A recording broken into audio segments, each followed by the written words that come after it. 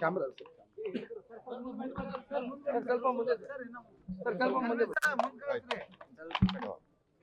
Please ಹೇಳಿ. ಇಲ್ಲಿ ನಾವು ಮಾಡಿದೀವಿ ಈಗ ಹುಬ್ಳಿ ಇದು ಸಬ್ ಜೈಲ್ ಇದ್ರು ಸಹ ಈ 132 ಜನ ಕೈದಿಗಳು ಇದ್ದಾರೆ. ಬಹಳಷ್ಟು ಕೊಲೆ ಕೇಸ್ನಲ್ಲಿ ಇರುವಂತಹ ಜನರು, ಮತ್ತೆ ಕೆಲವು ಬಲಾತ್ಕಾರ ಕೇಸ್ ಇರುವಂತಹ ಜನರು, ಮತ್ತೆ ಕಳ್ಳತನ ಕೇಸ್, ದರೋಡೆ ಕೇಸ್, ಬೇರೆ ಬೇರೆ ಕೇಸ್ಲಿದ್ದಾರೆ. ಆದ್ರೆ ನಮ್ಮ ಉದ್ದೇಶ ಯಾರು ಇಲ್ಲಿದ್ದಾರೆ ಮತ್ತೆ ಅವರು ಇಲ್ಲಿಂದ ಹೊರಗಡೆ ಹೋದ ನಂತರ ಮತ್ತೆ ಈ ರೀತಿ ಮಾಡಬಾರ್ದು.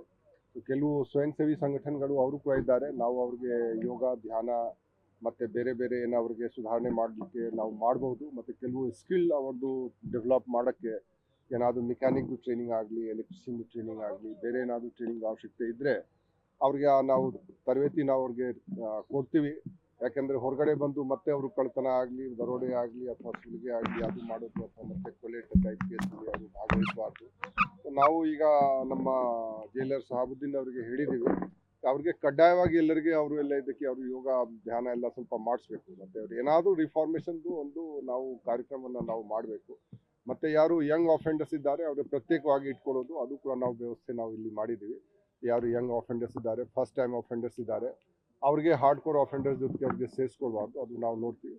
ಮತ್ತು ಈ ಮೊಬೈಲ್ ಆಗಲಿ, ಗಾಂಜಾ ಆಗಲಿ, ಇದು ಎಲ್ಲ ವ್ಯವಸ್ಥೆ ಅದು ನಾವು ಸಂಪೂರ್ಣವಾಗಿ ನಿಲ್ಲಿಸಬೇಕು, ಅದು ನಾವು ತಾಕೀತು ಮಾಡಿದ್ದೀವಿ. ಮತ್ತು ಈಗ ನಾವು ನಮ್ಮ ಕಾರಾಗೃಹಗಳಲ್ಲಿ NDPS ಯಾರು ಗಾಂಜಾ ಅಥವಾ ಮಾದಕ ವಸ್ತು ಏನಾದರೂ ಸೇವನೆ ಮಾಡಿದರೆ ಅದರ ಸಲುವಾಗಿ ಯಾವಾಗ ಅವರು ಇಲ್ಲಿ ಬರ್ತಾರೆ ಅಡ್ಮಿಷನ್ ಸಲುವಾಗಿ ನಾವು ಅವ್ರಿಗೆ ಟೆಸ್ಟ್ ಈಗ ಮಾಡಿಸ್ತೀವಿ. ಮುಂದಿನ 1 ವಾರ 10 ದಿವಸ ಒಳಗಡೆ ನಾವು ಇದು ಪದ್ಧತಿ ನಾವು ಮಾಡ್ತೀವಿ. ಯಾರು ಇಲ್ಲಿ ಬರ್ತಾರೆ ಅವ್ರದ್ದು ಟೆಸ್ಟ್, ಯಾರು ಇಲ್ಲಿಂದ ಹೋಗ್ತಾರೆ ಆ ಹೋಗುವಾಗ ಕೂಡ ಟೆಸ್ಟ್ ಮಾಡಿಸ್ತೀವಿ. ಅಕಸ್ಮಾತ್ ಯಾರು ಅಪ್ಪಿತಪ್ಪಿಕ್ಕಿಲ್ಲ ಇಲ್ಲಿ ಏನಾದರೂ ಕದ್ದು ಮುಚ್ಕೊಂಡು ಮಾಡಿದರೆ ಅವ್ರ ಮೇಲೆ ಕೂಡ ಕೇಸ್ ಆಗುತ್ತೆ, ಅದು ನಾವು ನೋಡ್ತೀವಿ. ಮತ್ತು ನಡುವೆ ರ್ಯಾಂಡಮ್ ಆಗಿ ಯಾರು ಜೈಲಿನಲ್ಲಿ ಇರ್ತಾರೆ ಅವ್ರದ್ದು ನಾವು ಚೆಕಿಂಗ್ ನಾವು ಮಾಡಿಸ್ತೀವಿ. ಅವ್ರದ್ದು ಏನಾದರೂ ಮಾದಕ ದ್ರವ್ಯದ ಸೇವನೆ ಏನಾದರೂ ಮಾಡಿದ್ದಾರೆ ಅಥವಾ ಮಾಡೋಕ್ಕೆ ಅವರು ಪ್ರಯತ್ನ ಪಡ್ತಾ ಇದ್ದಾರೆ. ಸೊ ಇದರ ಸಲುವಾಗಿ ಕೂಡ ನಾವು ಗಮನ ಹರಿಸಿದ್ದೀವಿ. ಯಾಕೆಂದರೆ ಬಹಳಷ್ಟು ಕೈದಿಗಳು ಅವರು ಎಡಿಕ್ಟೆಡ್ ಇರ್ತಾರೆ.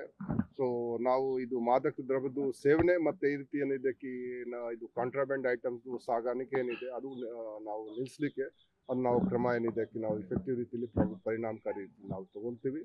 ಮತ್ತು ಬೇರೆ ನಾವು ಅದಕ್ಕೆ ನಾವು ಕರೆಕ್ಷನಲ್ ಸರ್ವಿಸೇಜ್ ಏನಿದೆ ಅದರ ಬಗ್ಗೆ ಸ್ವಲ್ಪ ಲಕ್ಷ್ಯ ಕೊಡ್ತಾ ಇದ್ದೀವಿ. ಒಂದು ಇದಕ್ಕೆ ಕೈದಿಗಳು ಡಿಸಿಪ್ಲಿನ್ ಮೇಂಟೈನ್ ಮಾಡಬೇಕು, ರೂಲ್ಸ್ ಫಾಲೋ ಮಾಡಬೇಕು, ನಮ್ಮ ಸ್ಟಾಫ್ಗಳು ಕೂಡ ರೂಲ್ಸ್ ಫಾಲೋ ಮಾಡಿಸ್ಬೇಕು. ಅದರ ಜೊತೆಗೆ ಅವರು ಯಾರು ಅಪರಾಧಿಗಳು ಇದ್ದಾರೆ ಅವರು ನಾಳೆ ಯಾವಾಗ ವಾಪಸ್ ಅವರು ಇಲ್ಲಿಂದ ಹೊರಗಡೆ ಬರ್ತಾರೆ, ಸೊ ಒಂದು ಬೆಟರ್ ಹ್ಯೂಮನ್ ಬೀಯಿಂಗ್ ಆಗಿ ಅವರು ಹೊರಗಡೆ ಬರಬೇಕು. ಆ ನಿಟ್ಟಿನಲ್ಲಿ ನಾವು ಪ್ರಯತ್ನ ನಾವು ಮಾಡ್ತೀವಿ. ಇವತ್ತಿಂದ ಸ್ಟಾರ್ಟ್ ಇಲ್ಲ, 1 ವಾರ ನಂತರ, ಈಗ ನಾವು ಸ್ಟಾರ್ಟ್ ಇಲ್ಲ, 1 ವಾರ ಒಳಗಡೆ ಇದು ಪದ್ಧತಿ ನಾವು ಸ್ಟಾರ್ಟ್ ಮಾಡ್ತೀವಿ ಎಲ್ಲ ಕಡೆ. ಅದು ಕಂಟಿನ್ಯೂಸ್ ಇರುತ್ತೆ. ಅದು ಕಂಟಿನ್ಯೂಸ್ ಇದೆ, ಅದು 1 ವಾರ ಇಲ್ಲ.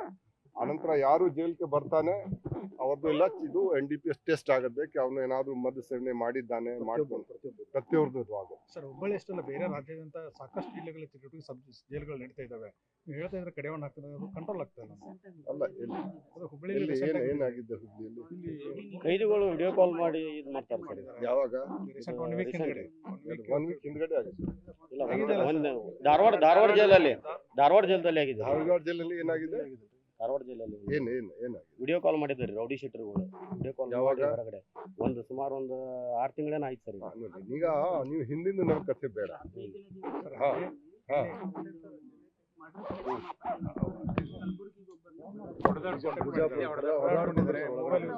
ನೋಡಿ, ಈಗ ಹುಬ್ಳಿಲೇ ಇಲ್ಲ, ಲಾಸ್ಟ್ ರೀಸೆಂಟ್ ಆಗಿ ಅಲ್ಲ, ಯಾವಾಗ? ಅದು ಆರ್ತಿ ಏನಿಲ್ಲ.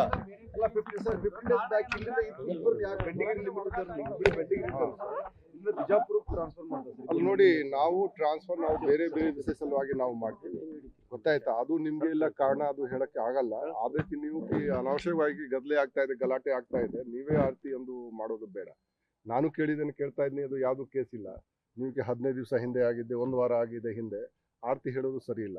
ನಾವು ಅದಕ್ಕೆ ನೋಡಿ, ಈಗ ನಾನು ಇದು ಹೇಳ್ತಾ ಇಲ್ಲ 100% ನಿಂತು ಹೋಗಿದೆ, ಆದರೆ ನಾನು ಡೆಫಿನೆಟ್ಲಿ ಹೇಳ್ತೀನಿ ಇದರ ಸಲುವಾಗಿ ಒಂದು ಜವಾಬ್ದಾರಿಯಿಂದಾಗಿ ಬಹಳಷ್ಟು ಇಂಪ್ರೂವ್ಮೆಂಟ್ ಆಗಿದೆ, ನಾವು ಇಂಪ್ರೂವ್ಮೆಂಟ್ ಮಾಡ್ತೀವಿ. ಆದರೆ ಇದಕ್ಕಿಲ್ಲ, ಇದು ನಡೀತಾ ಇದೆ ಈ ರೀತಿ ಕೂಡ ಹೇಳೋದು ನಮ್ಮ ಪ್ರಕಾರ ಅದು ಸರಿ ಆಗಲ್ಲ. ಅಲ್ಲ ನೀವು ಏನು ಖಚಿತವಾಗಿ ಹೇಳ್ಬೇಕು ಯಾವಾಗ ಆಗಿದೆ? ಖಚಿತವಾಗಿ ಯಾವಾಗ ಆಗಿದೆ? ಹೇಳ್ತಾರೆ.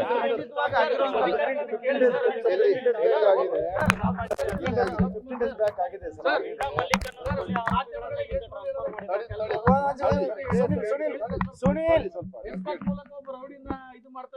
ತಡಿ ನೀವು ನಾನು ಕೇಳ್ತಾ ಇದ್ದೀನಿ ಅವ್ರಿಗೆ ಏನ್ ಯಾವಾಗ ಆಗಿದೆ? ಸ್ವಲ್ಪ ಇನ್ ಸರಿ ಒಂದು ವರ್ಷ ಎರಡು ವರ್ಷ ಹಿಂದೆ ಆಗಿದ್ದು ಈಗ ನಾವು ಪರ್ಮಿಷನ್ ತಗೊಂಡು ಅವ್ರು ಮತ್ತೆ ಸೇಮ್ ಜೈಲ್ಗೆ ಅಡ್ಮಿಷನ್ ಬಂದಿರ್ತಾರೆ ಅವರು. ಅದು ನೋಡಿ ಬೇರೆ ಬೇರೆ ಕಾರಣ ಇರುತ್ತೆ. ನವೆಂಬರ್ 13ಕ್ಕೆ ಮರ್ಡರ್ ಆಗಿದೆ ಸರ್. ಇದೇ ನವೆಂಬರ್ ಆಗಿದೆ. ಅದೇ ಆರೋಪಿಗಳು ಪರಸ್ಪರ ಹೊಡೆದಾಡ್ಕೊಂಡಿರ್ತಾರೆ ಸರ್. ಯಾವಾಗ ಇದೆ ಸರ್. ನಾನು ಇದು ಹೇಳ್ತೀನಿ, ನಾನು ನೋಡ್ತೀನಿ ಅದು ಏನಿದೆ ಅದೇನಾದ್ರೂ ಇದ್ರೆ ನಾವು ಯಾರು ಆರೋಪಿ ಇದ್ದಾನೆ ಅಥವಾ ಏನಾಗಿದೆ ಅದು ನಾವು ಪರಿಶೀಲನೆ ನಾವು ಮಾಡ್ತೀವಿ. ಅದೇ ನಮ್ ಗಮನಕ್ಕೆ ಬಂದಿಲ್ಲ ಮತ್ತೆ ಈಗ ಕೂಡ ಅವರು ಹೇಳ್ತಾ ಇದ್ದಾರೆ ಆರ್ತಿ ಏನಾಗಿಲ್ಲ ಅದಕ್ಕೆ ನಾವು ಪರಿಶೀಲನೆ ನಾವು ಮಾಡ್ತೀವಿ. ಇಲ್ಲ ನೋಡಿ ಆರ್ತಿ ಇಲ್ಲ. ಮೊಬೈಲ್ ಆಕ್ಟಿವಿಟೀಸ್ ಬಹಳಷ್ಟು ನಡೀತಾ ಇದೆ ಸರ್. ಅಲ್ಲ ಈಗ ಇಲ್ಲಿವರೆಗೂ ಇತ್ತು ಸರ್, ಈಗಿಲ್ಲ ನಡೀತಾ ಇದೆ ಸರ್. ಎಷ್ಟು ಇದು ಮಾಡಿದ್ರು ಸರ್? ಅಲ್ಲಲ್ಲ ಬಹಳಷ್ಟು ಇದು ಮಾಡಿದ್ದಾರೆ, ಮೊದಲೇ ನಡೀತಾ ಇತ್ತು, ಈಗ ಕೂಡ ಸ್ವಲ್ಪ ಮಟ್ಟಿಗೆ ಇರಬಹುದು. ನಾನು ಹೇಳ್ತಾ ಇಲ್ಲ ಇದು 100% ನಿಂತು ಹೋಗಿದೆ. ಆದ್ರೆ ಬಹಳಷ್ಟು ಕಡೆ ನಾವೀಗ ಕಡಿಮೆ ನಾವು ಹಾಕಿದ್ದೀವಿ, ಮುಂದೆ ಕೂಡ ನಾವು ಕಡಿಮೆ ಹಾಕ್ತೀವಿ.